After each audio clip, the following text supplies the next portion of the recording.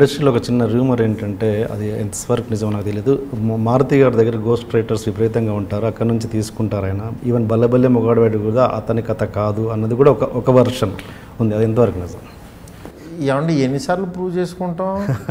కాదు, ఇప్పుడు ఈ రోజుల్లోకి ఎవడో అన్నారు ఇట్లాగా మామూలుగా, అంటే నా గురించి తెలియదు కాబట్టి.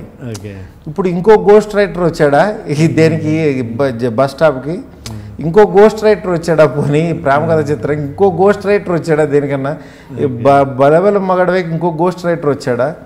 ఈ గోస్ట్లు ఎంతమంది వస్తారంటున్నా మీకు. ఈ గోస్ట్లు అన్న వాళ్ళు పోనీ విడిగా పోనీ వెళ్ళిపోయి ఆడు తీయచ్చు కదా, ఆడో బలబల మగడో తీయచ్చు కదా, ఆడొక ఈ రోజుల్లో తీయచ్చు కదా.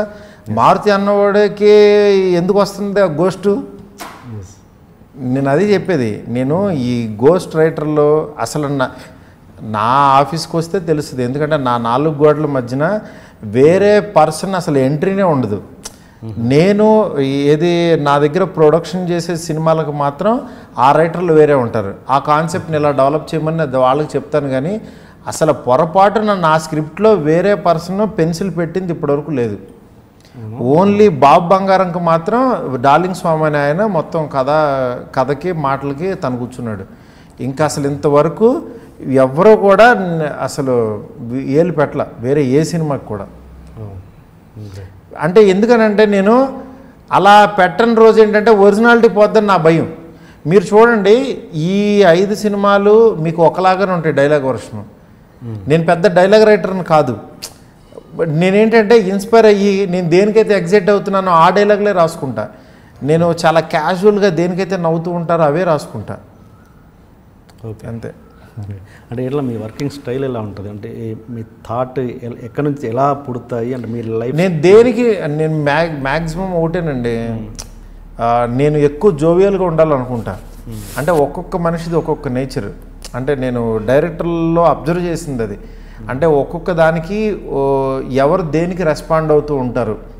మామూలుగా నేను ఇప్పుడు బాహుబలి ఆడియో ఫంక్షన్లో కీరవాణి గారు యాక్చువల్గా రాజమౌళి గారికి మా నంది అని ఇట్లా ఒకటి ఆయన మీద ప్రైజ్ చేస్తూ ఆయన్ని పొగుడుతూ ఒకటి ఇది చేస్తే ఆయన పైన స్టేజ్ మీదకి ఎక్కి ఎమోషనల్ అయ్యి కళ్ళల్లో నీళ్ళు తిరిగినాయి. నీళ్ళు తిరిగి ఆయనకి కిందకు వచ్చేసారు మామూలుగా. అంటే ఆయన హీజ్ ఏ ఎమోషనల్ గై. ఆయనకి ఏంటంటే ఒక ఎమోషన్ చూసి కానీ ఆయన బిలీవ్ చేసేది దాన్ని, అంటే ఒక పెయిన్ని బిలీవ్ చేస్తారు ఆయన.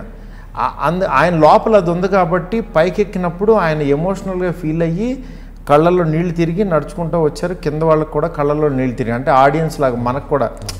అదే కనుక నేను ఆయన ప్లేస్లో మామూలుగా వెళ్ళి నన్ను పొగిడితే ఇలా బాబాయ్ బాబాయ్ నువ్వు ఆపు, ఇది ఇదంతా ఏంటి బాబాయ్ నువ్వు బలవాడు, ఇవన్నీ నమ్మకండి సార్, ఇవన్నీ ఇలాగే పొగుడుతుంటాడు ఈయన అంటాను నేను.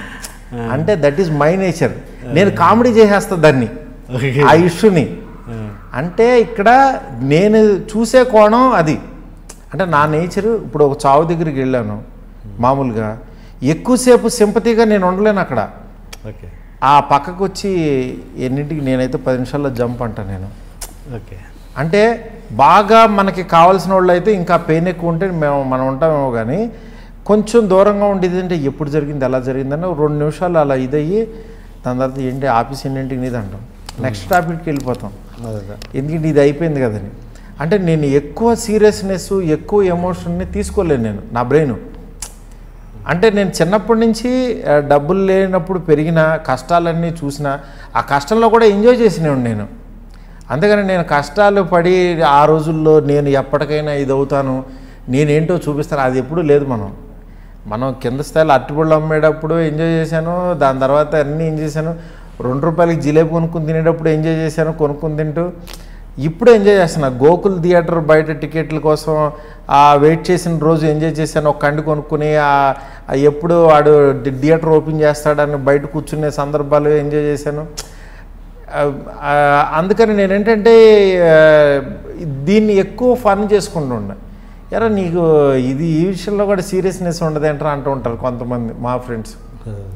బట్ సినిమాకి ఏంటంటే పెయిన్ అనేది ఇంపార్టెంట్. అందుకనే ఒక్కొక్క డైరెక్టర్కి ఏదేది స్ట్రాంగ్ ఉందో, నేను ఇప్పుడు ఒక పెద్ద ఎమోషనల్ ఇది నేను చెప్తే కనుక ఊరుకోవా, నువ్వేం చెప్పదలుచుకున్నావు, నువ్వేం స్ట్రాంగ్ అది చెప్పమంటారు నన్ను. అంటే నా బాడీ లాంగ్వేజ్ అది, నేను ఆ నక్షత్రంలో పుట్టా, మనం ఏం చేయలేము దానికి.